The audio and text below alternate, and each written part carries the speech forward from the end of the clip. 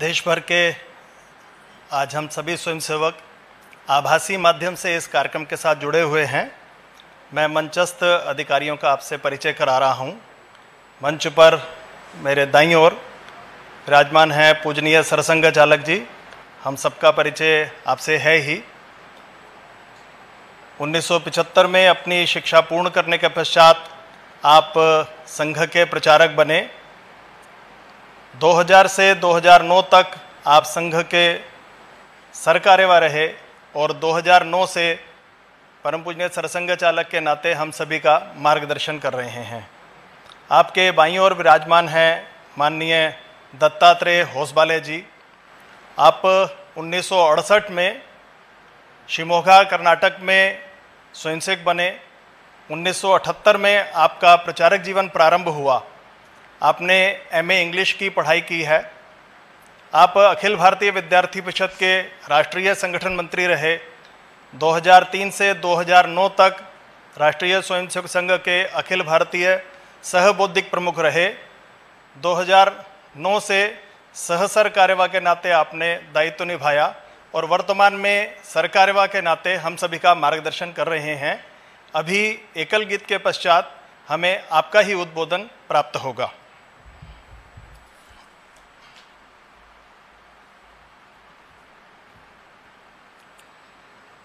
प्रकृति भले विपरीत खड़ी हो,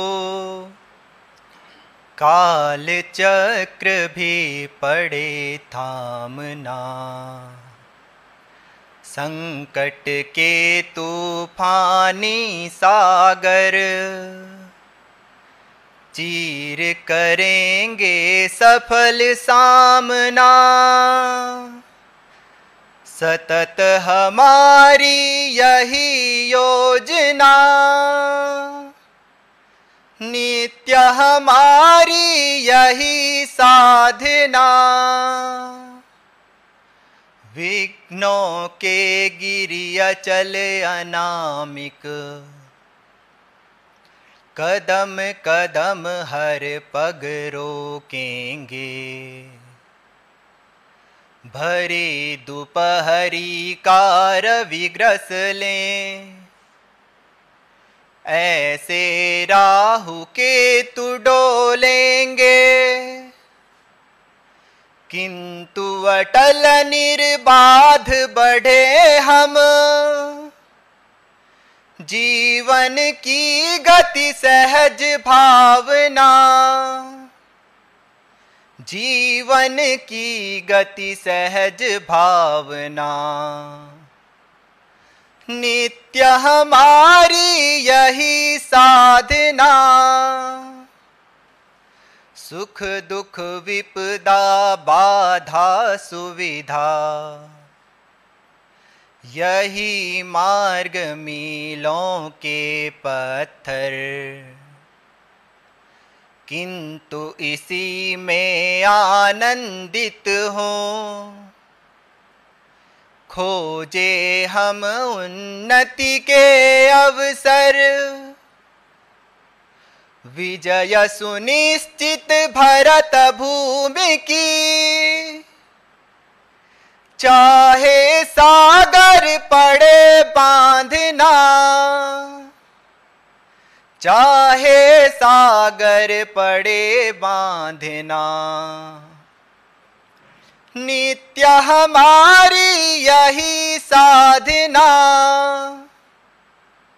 संघ सृष्टि इस कंटक पथ की, बिहड़ता की गिरी अभ्यासी,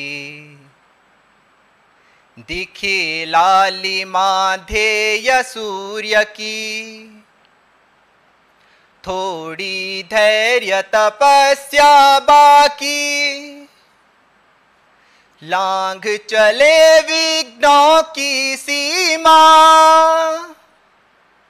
निश्चित होगी सफल कामना,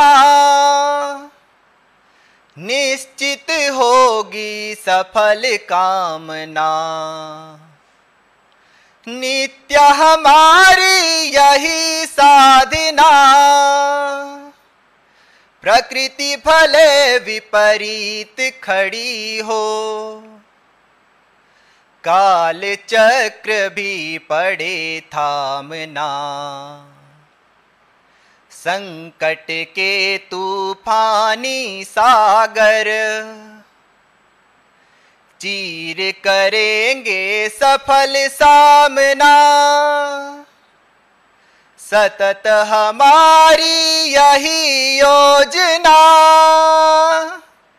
नित्य हमारी यही साधना, नित्य हमारी यही साधना।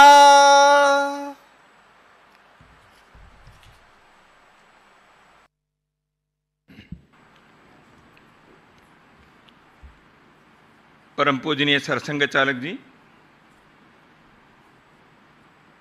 मेरे सामने उपस्थित और देश भर में इस आभासी पद्धति से जुड़े हुए सभी अधिकारी वृंद,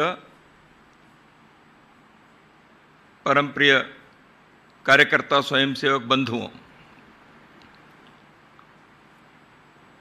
आज इस प्रकार के एक कार्यक्रम के आयोजन करने का निर्णय हुआ।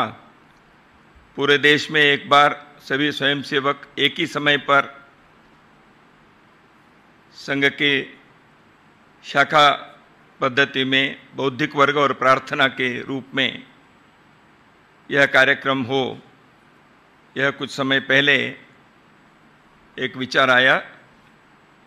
उस निर्णय के अनुसार यह कार्यक्रम अभी प्रारंभ हुआ है।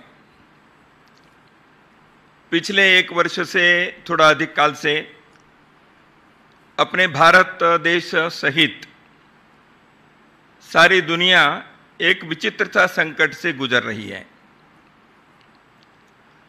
हाँ, हम सब जानते ही हैं, कोरोना महामारी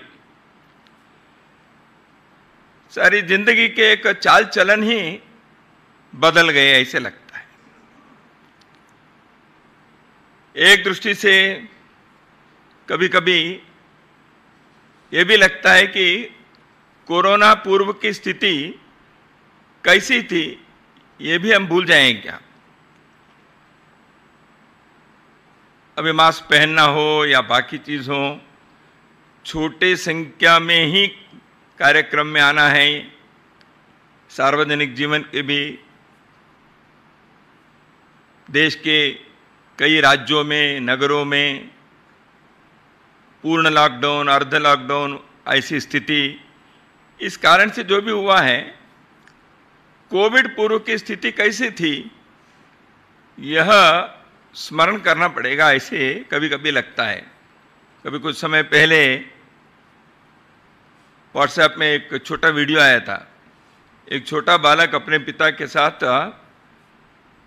गाड़ी में बैठा है, कार में सामने बैठा है, तो वो बाहर के दुनिया देख रहा है।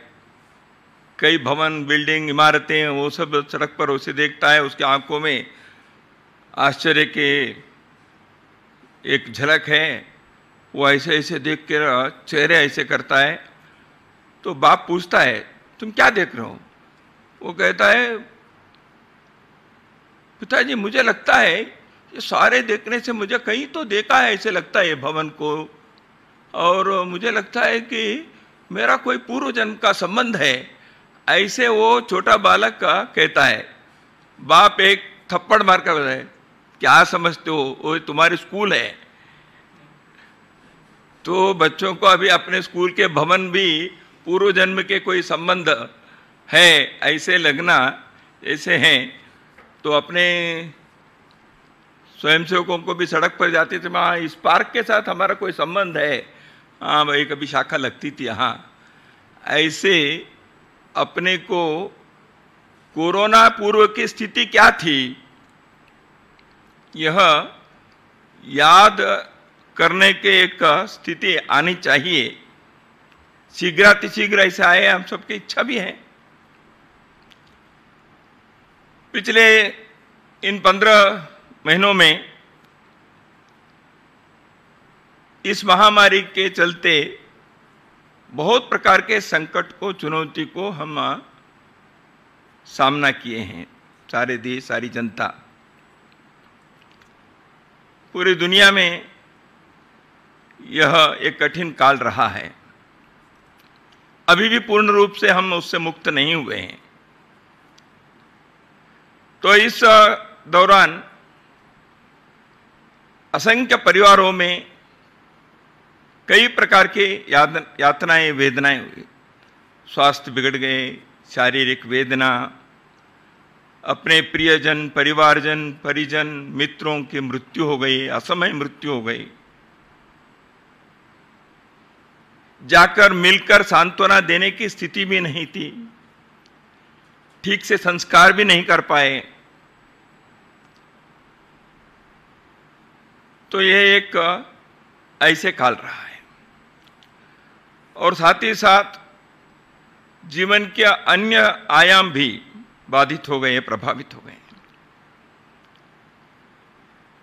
रोजगार, व्यवसाय, नौकरी, दफ्तर, ये सब बंद पड़े। विद्यालय, न्यायालय, विश्वविद्यालय, ये भी अभी ऑनलाइन से कुछ काम करना, ऐसी स्थिति आ गई। परीक्षाएं समय पर नहीं हुई। बहुत ऐसे, सूची लंबी है, हम सब जानते हैं, अनुभव कर रहे हैं, हम सब रोज इसकी चर्चा भी करते हैं। लोगों के आर्थिक संकट भी तो लाइन से हटकर ऑनलाइन में आ गए। जीवन के चक्र कहीं फंस गया या उसके रॉन्ग थ्रेड में चला गया, ऐसे भी कभी कभी अनुभव आता है। अपनी शाखा के काम भी प्रभावित हो गया। नित्य के काम से हम दूसरे प्रकार के काम में अपने को डालना पड़ा, उसमें व्यस्त रहे। इस परीक्षा की घड़ी में मनुष्य के लिए सहज उदात्त भावनाएं, संवेदनाएं, कर्तव्य, ये भी प्रकट हुए। पीड़ित लोगों की सेवा में, संत्रस्त बंधुओं के लिए किसी न किसी प्रकार से सहायता करने हेतु सारा समाज सामने आया, लोग सामने आए। कई प्रकार के सेवा कार्य में लोग लगे, भोजन के, स्वास्थ्य के, दवा के, व्यवस्था के, आइसोलेशन के, क्वारंटाइन के, यातायात के, भिन्न भिन्न प्रकार के सेवा कार्य में लगने वाले समाज के लोग, कई संस्थाएं, धार्मिक, सांस्कृतिक सेवा संस्थाएं, स्वयंसेवी संस्थाएं, ये सब लगे। कष्ट के दिनों में एक दूसरे के साथ सहयोग में हमके रहना चाहिए। यह एक समाज के स्वाभाविक सामाजिक कर्तव्य जो होता है वो भी प्रकट हुए, उसमें भी उदात्त स्वरूप में प्रकट हुए, अद्भुत प्रकार से वो अभिव्यक्त हुआ। उसकी भी कहानी अत्यंत प्रेरणादायी है। इन सारे बातों के आगे की पीढ़ी के लिए यह पढ़ने को, सुनने को मिले, इस दृष्टि से समाज के कई संस्थाओं ने, हम स्वयंसेवकों ने भी इसके कुछ डॉक्यूमेंट करें, इसको बनाए रखें। ऐसे एक चुनौतीपूर्ण कालखंड में समाज में कैसे काम किया, इस संकट को कैसे हमने सामना किया। ये कोई प्रसिद्धि के लिए नहीं, कोई अपने पीठ थपथपाने के लिए नहीं, अपने आत्म प्रशंसा के लिए नहीं, परंतु एक समाज की अंतःशक्ति, समाज के एक आत्मविश्वास, समाज के एक सहयोग के कर्तव्य की भावना, जनता की यह संवेदना, ये प्रकट हुए। तो इस प्रेरणा से आने वाले पीढ़ी को भी कुछ मार्गदर्शन मिलना चाहिए। तो इसलिए बहुत सारी प्रेरणा की कहानियां जो है, कहानियां ने प्रत्यक्ष घटनाएं, प्रसंग है, उसको भी संकलित करने का कार्य भी हुआ है। इस कालखंड में बहुत सारे लोगों ने अद्भुत कार्य करके उन्होंने अपने व्यक्तित्व के उस आयाम को उजागर किया जिसके कारण सारा समाज उनके प्रति कृतज्ञ है। क्या डॉक्टर लोग, क्या नर्स, क्या पुलिस, क्या सफाई कर्मचारी, क्या स्वयंसेवी संस्थाएं के लोग, संघ के स्वयंसेवक भी, समाज के सेवाभावी लोग भी, ये सारे लोगों ने जो कार्य दिखाया वह मनुष्य ये कर सकता है, इस विश्वास को पुनः एक बार जगाने के, उसको सुदृढ़ करने के एक का काम भी था। तो भारत के नाते, एक देश के नाते भी हम स्वयंपूर्ण हो, स्वावलंबी हो, आत्मनिर्भर हो, यह भी प्रयत्न हुए। यह भी एक विशेष उल्लेखनीय बात है। हम पीछे नहीं रहे। ऐसे कालखंड कई बार आते भी हैं देश में, दुनिया में, जीवन में। विश्व युद्ध हुए, 5-6 साल युद्ध रहे, तो कई देश जो युद्ध में रहे, उन देशों की हालत क्या हुई? वहां के सामाजिक, आर्थिक, सांस्कृतिक, पारिवारिक, शैक्षिक जीवन के सारे आयाम प्रभावित हो गए। पुनः उनको जीवन को पुनर्निर्मित करके खड़ा करना पड़ा। किया उन्होंने। कुछ ही वर्षों में उन देशों के लोगों ने अपने देश के पुनर्निर्माण करते हुए दुनिया के सामने एक श्रेष्ठ उदाहरण को उन्होंने प्रस्तुत भी किया। हाँ, युद्ध तो मनुष्य निर्मित है। प्राकृतिक आपदाएं होना या इस प्रकार के पैंडेमिक जैसे, महामारी जैसे होना, संकट तो संकट है, मनुष्य को इस संकट को झेलना भी पड़ता है। तो इस परिस्थिति में जो ऐसे बहुत ही प्रेरणादायी एक मनुष्य प्रयत्न दिखाई देता है, इससे हमें आने वाले दिनों के लिए प्रेरणा भी लेनी चाहिए। इस अनुभव के आधार पर आगे के जीवन को खड़ा करने के, उसको उस दिशा में ले जाने के प्रयत्न भी सभी को करना ही पड़ेगा। पिछले 15 महीनों में हम सभी के 2 प्रकार के काम सभी ने किए ही हैं।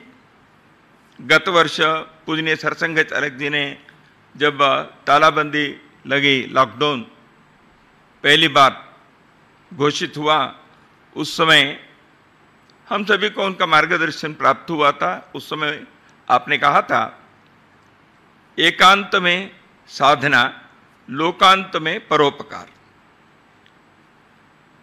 तो इसलिए इस कालखंड के उपयोग दोनों प्रकार से होने का एक उस बात को चरितार्थ करते हुए लोगों ने उस दिशा में गए, ये भी हमको अनुभव में आया। कई लोगों ने अपने जीवन के कुछ साधना के, एक कालखंड है ऐसे सोचकर, अपने आत्मविकास के लिए प्रयत्न किया, अपने कुछ आदतें ठीक की, जीवन के कुछ दिनचर्या को उन्होंने अच्छा बनाया। किसी ने प्रकार के साधना के व्यायाम हो सकता है, योग हो सकता है, लेखन कार्य हो सकता है, अध्ययन हो सकता है, इस प्रकार के कार्य किए। और साथ ही साथ लोकांत में परोपकार के, सेवा के कार्य जो करना था, समाज के प्रति जो कर्तव्य निभाना था, उसमें भी आगे बढ़े। ये भी हमको दिखाई देता है। तो इस प्रकार यह कालखंड अभी हम अनुभव करते रहे हैं।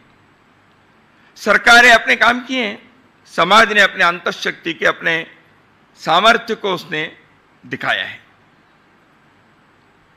पिछले वर्ष प्रवासी मजदूरों के जो एक घटना हुई, लाखों की संख्या में, लगभग 35-40 लाख मजदूर लोग जब महानगरों से अपने गांव के तरफ चल पड़े, वह दृश्य अद्भुत था।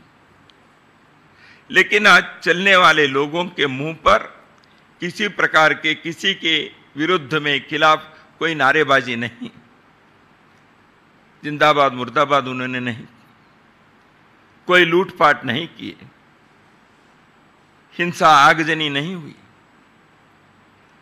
वो मौन रूप से चल पड़े। ऐसे चलने वाले लोगों के सेवा के लिए, उनके सहायता करने के लिए रास्ते में लोग भी तैयार हो गए। उनके भोजन दिए, बच्चों के दूध दिए, पाँव में पहनने के लिए चप्पल दिए, यातायात की व्यवस्था की, पानी की व्यवस्था की। एक अद्भुत दृश्य था। यह विरले मिसाल है। भारत के किसी भी कोने में मिलिट्री को बुलाना नहीं पड़ा। दुनिया में कई देशों के संदर्भ में हम ऐसे नहीं कह सकते। दुर्भाग्य है।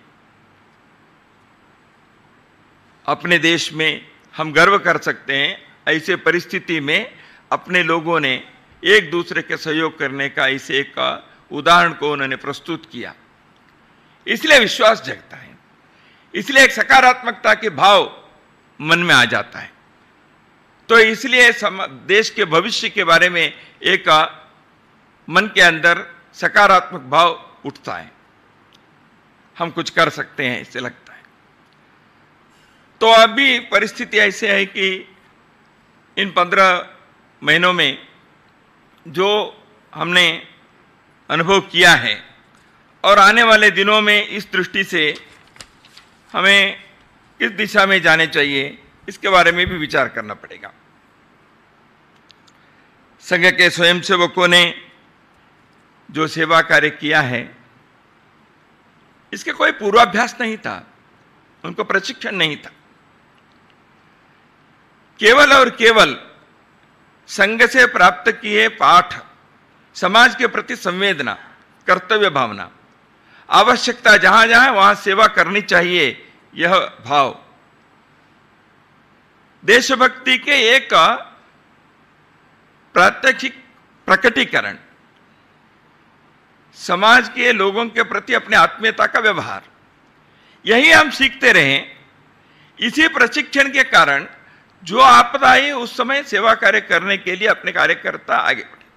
कितने प्रकार के नए नए आयामों में स्वयंसेवकों ने सोचा, नई योजनाएं बनाई। अभी ऑक्सीजन कम हो गए तो कॉन्सेंट्रेटर चाहिए, ये चाहिए वो। ये कोई पहले प्रशिक्षण अपने स्वयंसेवकों को नहीं था। लेकिन चुनौती जब आई, यदि मनुष्य इसके लिए पहले से सेवा भाव में, कर्तव्य के प्रति उनकी निष्ठा यदि है, तो वो किसी भी चुनौतीपूर्ण परिस्थिति में रास्ता ढूंढता है, उपाय सूझता है उसको, वो कूद पड़ता है काम करने के लिए। यही अनुभव में आता है स्वयंसेवकों ने जो उदाहरण प्रस्तुत किया है। तो इसलिए ऐसे जो स्वयंसेवकों ने किया, उसके पीछे संघ के इतने वर्षों के जो कार्य है, संघ के जो साधना है, यह महत्व की भूमिका उसकी रही है। अब आने वाले दिनों में 3-4 प्रकार के कामों के बारे में हमको सोचना पड़ेगा। एक है, मैं इसको कहता हूं पुनर्वास, रिहैबिलिटेशन। जीवन को फिर से एक बार सुस्थिति में लाने के प्रयत्न होना चाहिए। जो थोड़ा सा वो अपने दिशा से हट गया है, संकट में फंस गया है, कई परिवारों की परिस्थिति, देश की आर्थिक स्थिति, इन सारे चीजों को देखने से लगता है कि बहुत सारे लोगों के रोजगार की समस्या है, अपने व्यवसाय की समस्या है, आर्थिक विपन्नता है। तो इस दृष्टि से सरकार की योजना तो अपनी जगह पर बनेगी ही। समाज भी अपने को एक दूसरे को सहायता करने के इस दिशा में क्या क्या योजना बन सकती है, ये सोचना, विचार करना, यह भी आवश्यक है। कई घरों में जिस प्रकार के संकट, वहां के भरण पोषण करने वाला, वहां रोटी कमाने वाला व्यक्ति चला गया है, घर में छोटे बच्चे हैं, या विधवा पत्नी हैं, या वृद्ध माता पिता हैं, तो इसलिए ऐसे परिवारों की स्थिति के बारे में केवल आर्थिक पक्ष केवल नहीं है, वो बच्चों के भविष्य के बारे में, उनकी शिक्षा के बारे में विचार करना पड़ेगा। उससे भी और भी एक काम है, वो है सांत्वना के, मन को धैर्य भरने के, मन के अंदर समुपदेशन, काउंसलिंग ऐसे आजकल की भाषा में कहते हैं, इसकी आवश्यकता भी है। आत्मीयता से धैर्य देने वाले, हिम्मत भरने वाले ऐसे लोगों के भरपूर आवश्यकता रहेगी। यह भी एक काम है, इसको भी रिहैबिलिटेशन ही कहते हैं। और एक काम है इस पुनर्वास के काम में, गत वर्ष और यह वर्ष विद्यार्थियों के शिक्षा के दृष्टि से यह पूरा चरमरा गया है। जैसे मैं प्रारंभ में उस बच्चे की कहानी बताए, तो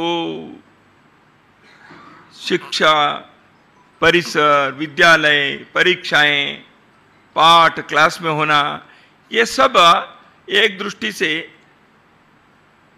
ये पूरा डिस्टर्ब होने के कारण, इसमें व्यत्यय आने के कारण स्वाभाविक रूप से बच्चों के मानसिक शैक्षिक विकास कुंठित भी होता है, उसका एक असर भी होता है।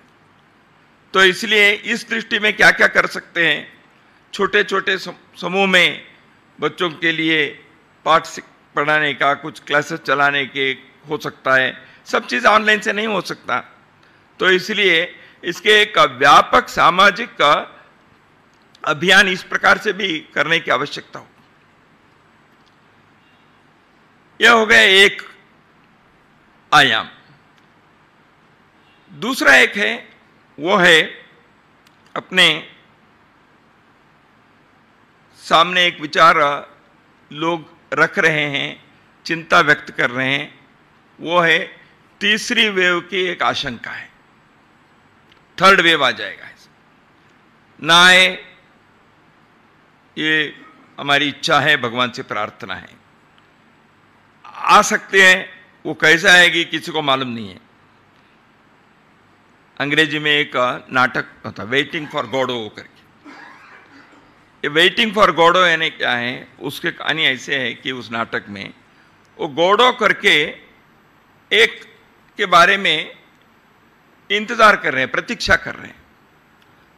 वो वेटिंग फॉर गॉडो में यानी गॉडो कौन, क्या ये मनुष्य है, प्राणी है, जानवर है, हवा है, तूफान है, क्या है गॉडो, किसी को मालूम नहीं है। तो मनुष्य है तो वो पुरुष है कि स्त्री है, ये भी मालूम नहीं।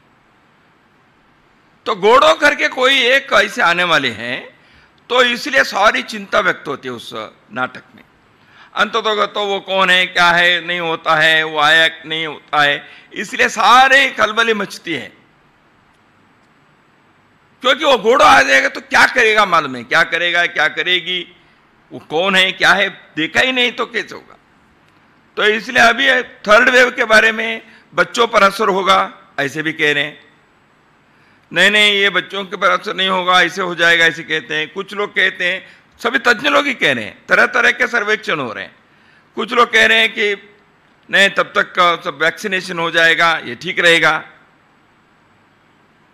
सच में क्या होगा, इदम इत्थम कहना अब कठिन है, लेकिन अपनी तैयारी चाहिए, सन्नद्धता रहनी चाहिए। अभी जैसे पिछले दिसंबर से जनवरी फरवरी में थोड़ा सा ठीक हुआ, तो सभी के गफलत के कारण थोड़ी समस्या हुई। ऐसे पूजनीय सरसंघ चालक जी ने जैसे एक सावधानी की बात हम सभी के सामने रखी थी, तो इसलिए अब सावधानी रखना आवश्यक है। नहीं आए तो अच्छा, आएगा तो हमारी सन्नद्धता है, हमारी पूर्व तैयारी है।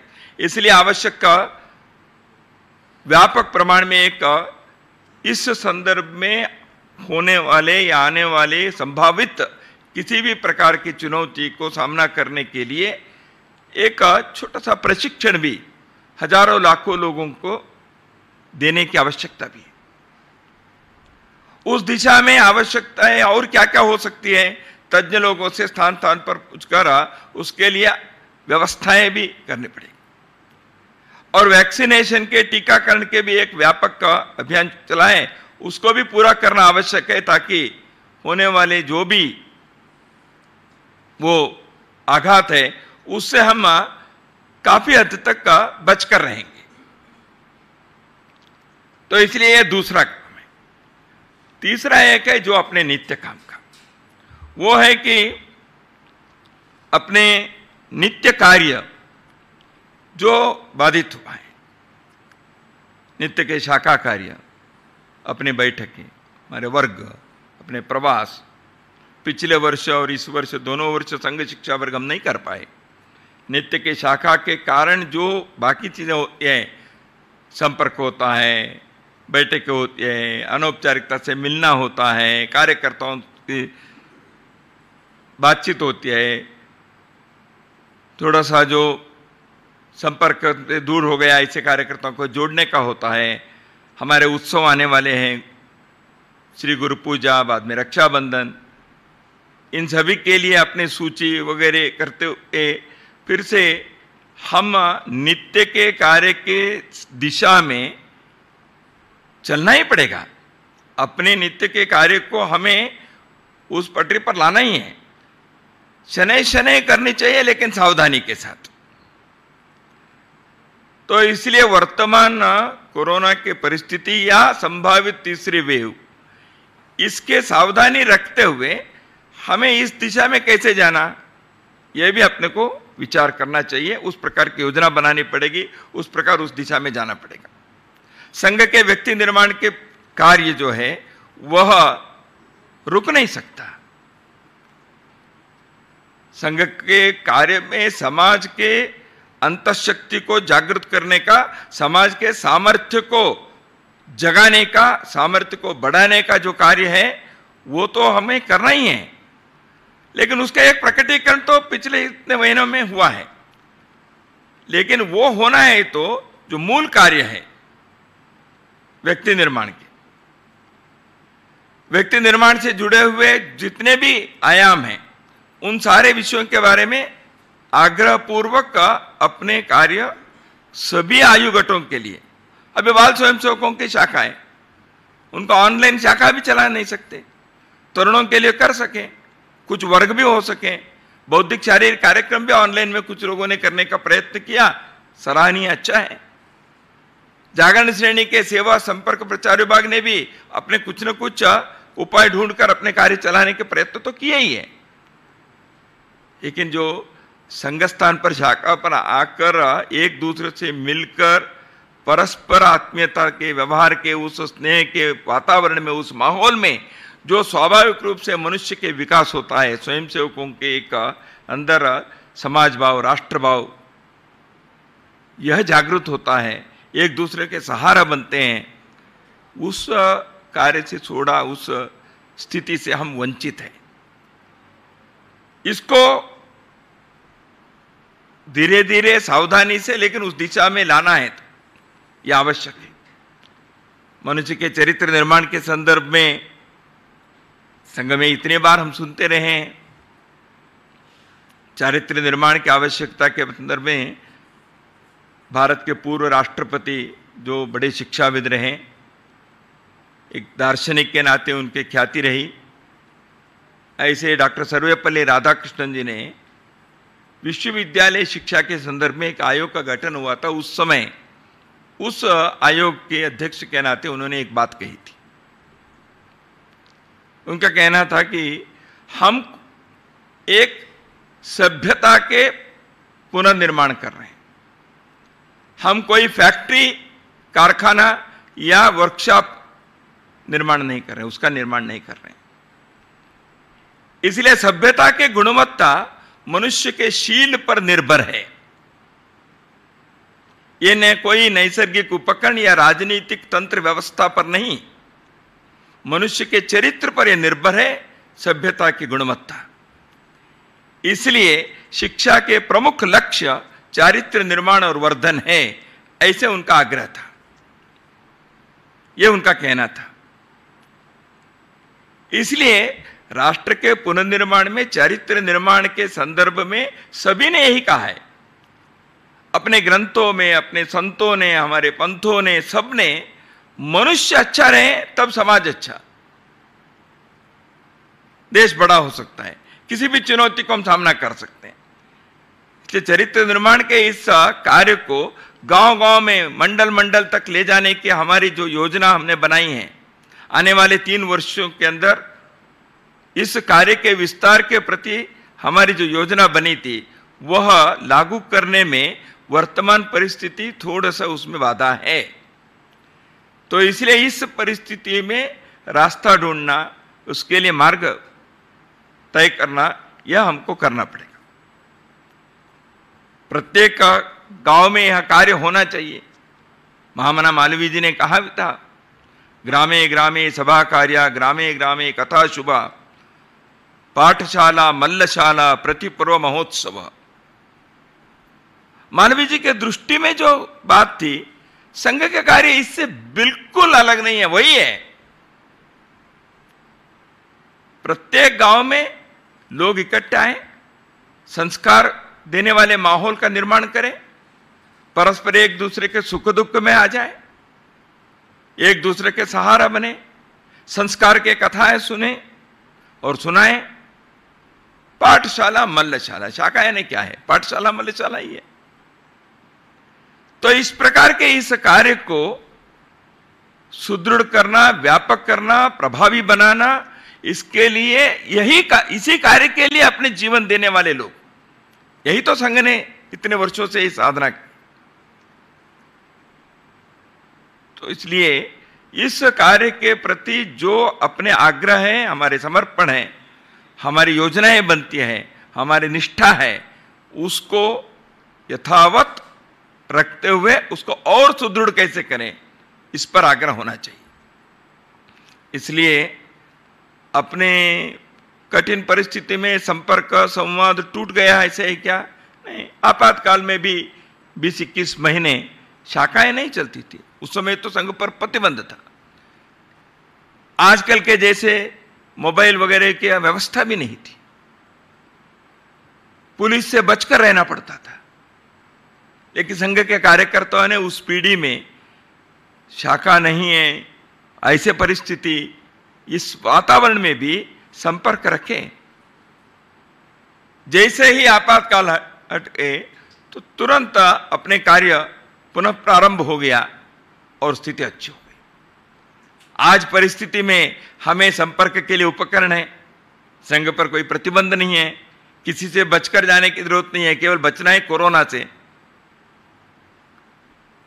तो ऐसी स्थिति में अपने संपर्क, संवाद, ये सारी चीजों पर आग्रह जैसे हमेशा है उसी प्रकार रखते हुए अपने नित्य सिद्ध शक्ति के निर्माण करने वाले हमारे नित्य के कार्य जो है, हमारी पद्धति है, उस पर हमें फिर से एक बार आग्रहपूर्वक जाना पड़ेगा। संघ के कार्य समाज में स्वयंसेवक जाएंगे, कई प्रकार के अनुभव होते हैं। समाज में परिवर्तन लाना, समाज को सही दिशा देना, इसके लिए हम इसमें लगे हैं। तो कई बार समाज के अंदर के जो स्थिति है, वहां की कुछ समस्याएं कुरीति हैं, वो भी कभी कभी उससे भी प्रभावित होने के एक संकट नौबत आ जाती है। कोयले के दुकान में हम बैठकर व्यापार करेंगे तो भले ही व्यापार कर रहे हैं, हमको तो कोयले के वो लगना नहीं है, ये तो है, लेकिन बैठने से वो लगता है कभी कभी। तो इसलिए कोरोना वायरस से तो बचना है, लेकिन समाज जीवन में कार्य करते समय बाकी वायरस से भी बचना चाहिए। व्यक्तिगत तौर पर मनुष्य के अंदर स्वार्थ, भ्रष्टाचार, सत्ता के मोह, प्रसिद्धि की आकांक्षा, ये सारी चीजें, ये विचित्र प्रकार के वायरस है, वो भी मनुष्य के अंदर प्रवेश करते हैं। तो इसलिए इससे बचना है। सामाजिक कुरीतियां भी हैं, जाति भेद, छुआछूत, आज भी है ना अभी। तो इन सब से आगे बढ़कर जाकर समाज को भी इस दिशा से उसको सही दिशा में ले जाना है। तो स्वयं अपने को, संघ के स्वयंसेवकों को नित्य के अपने शाखा पद्धति के द्वारा हमारे कार्य प्रणाली के आधार पर हमारी जो अभी तक की परंपरा परिपाटी है उसको सुदृढ़ करते हुए, उसी दिशा में जाते हुए, उसमें लगकर, उसमें आनंद लेते हुए समाज के, राष्ट्र के कार्य करने के, अपने जो राष्ट्र धर्म को निभाना है उसको हमें उस दिशा में जाना ही चाहिए। तो इसलिए अपने सोचने के, कार्य करने के स्वभाव पहले से जो संस्कार से हमने पाए हैं उसमें और उत्तम कैसे हो सकता है और बेहतरीन तरीके से हम कैसे कर सकते हैं, इसके बारे में सोचना, योजना बनाना, एक दूसरे से सलाह मशवरा करते हुए उस प्रकार के कार्यक्रमों के भी आने वाले दिनों में विचार करना पड़ेगा। आने वाले दिनों में और भी अपेक्षाएं बढ़ेगी, क्योंकि संघ के स्वयंसेवकों के जो कार्य देखने वाले, उनके व्यक्ति प्रभाव देखने वाले, उनके व्यक्तित्व देखने वाले, संघ के इससे प्रभावित होने वाले लोग स्वाभाविक रूप से संघ और संघ के स्वयंसेवकों से कई प्रकार की अपेक्षाएं रखेंगे। समाज के, राष्ट्र के हित में कई चुनौतियां भी आ सकती हैं, कई प्रकार की आवश्यकताएं भी आएगी। तो इसलिए इन अपेक्षाएं, आवश्यकताएं, चुनौती, इसको यदि हम प्रभावी ढंग से निभाना है, सामना करना है, पूरा करना है, तो उसके लिए आवश्यक क्षमता और सामर्थ्य, पुरुषार्थ को भी अर्जित करना पड़ेगा, प्रकट करना पड़ेगा। तो इसलिए उस तैयारी को करना है तो अपने नित्य शक्ति निर्माण, नित्य सिद्ध शक्ति निर्माण करने के अपने आग्रह को यथावत रखना और उस दिशा में जाना, और आने वाले वर्षों में हम समाज के, राष्ट्र के सेवा के, कैंकर्य के जो संकल्प हम लिए हैं उस दिशा में अपने पुरुषार्थ को प्रकट करते हुए अपने जीवन को सार्थक बनाने की दृष्टि से उस दिशा में जाने का संकल्प करें। इतना ही इस अवधि में कुछ विचार आपके सम्मुख रखने का प्रयास मैंने किया।